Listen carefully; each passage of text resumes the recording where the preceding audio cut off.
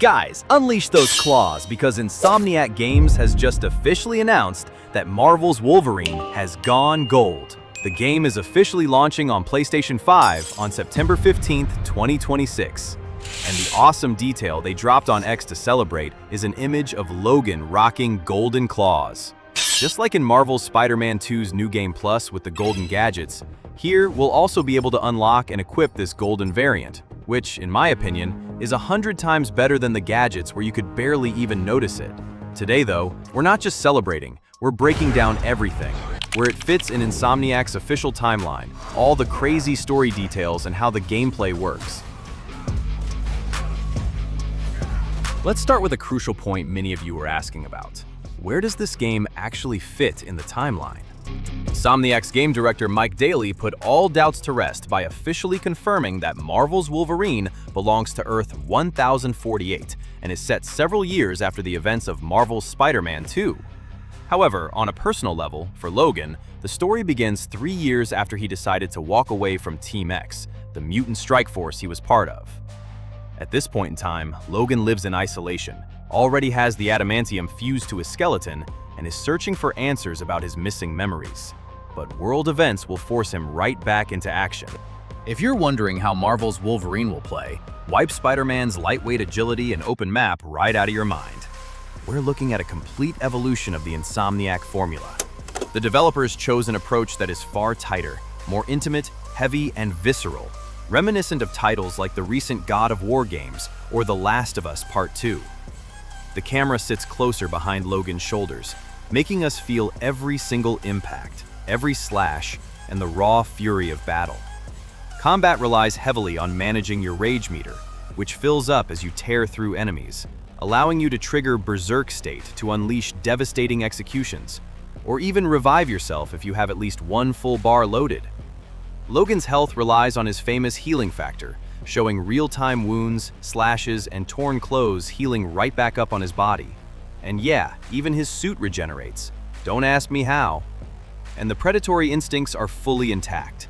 With enhanced senses, we can track targets by smell, hear enemy heartbeats through walls, and plan out stealth takedowns that are brutal, yet completely silent.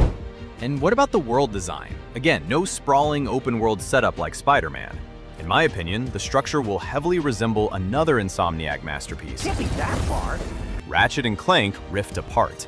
We're getting a cinematic, story-driven adventure taking us across large, explorable regional hubs, packed with semi-open areas, collectibles tied to Logan's memories, upgrade materials, optional dialogue and minigames, and the 3 main confirmed locations are the snowy wilderness of Canada, a harsh, wild environment tied to the ghosts of Logan's past. The city of Tokyo, with its narrow alleyways, rooftops, and multi-level architecture built for close-quarters combat. And the island nation of Madripoor, the lawless, beating heart of the Marvel underworld. In Madripoor, we'll be able to roam freely through Lowtown and stop by the legendary Princess Bar, run by Tiger, which serves as our operational hub for investigations between missions. Now on to the main event, the story and the characters. Insomniac has crafted an original narrative that reshapes mutant lore in a mind-blowing way. Rule number 1 in this universe: the X-Men and Charles Xavier's school do not exist yet. Mutants are hunted, isolated, and forced into hiding. The plot kicks off when billionaire Bolivar Trask, alongside his cybernetic militia, the Reavers, and early Sentinel prototypes, begins kidnapping mutants across the globe for experimentation. To put a stop to this genocide, Logan is forced to reunite with his old squad, Team X. And look at who's on this team and who we'll be bumping into. Jean Grey, Logan's key ally. In this universe, there doesn't seem to be a Cyclops love triangle. Based on recent trailers, Jean and Logan share a deep, intense, and romantic history forged during their Team X missions. We also have Mystique and Sabretooth, incredible but true. Instead of being classic archenemies from Xavier's school, they're working, with a massive dose of mutual distrust. And finally, the most interesting one is Nathaniel Essex, Mr. Sinister, one of the most enigmatic figures. What makes him so mysterious is that he seems to be an ally helping Logan out. But in reality, comic fans know he's actually one of the absolute worst and most dangerous archenemies of the X-Men.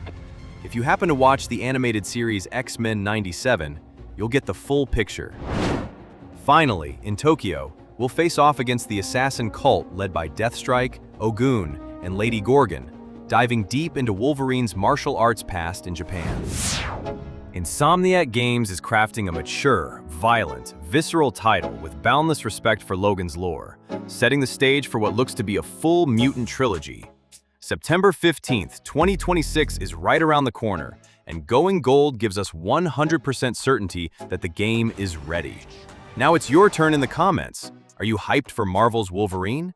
What are your expectations? Let's talk in the comments, and I'll see you in the next deep dive.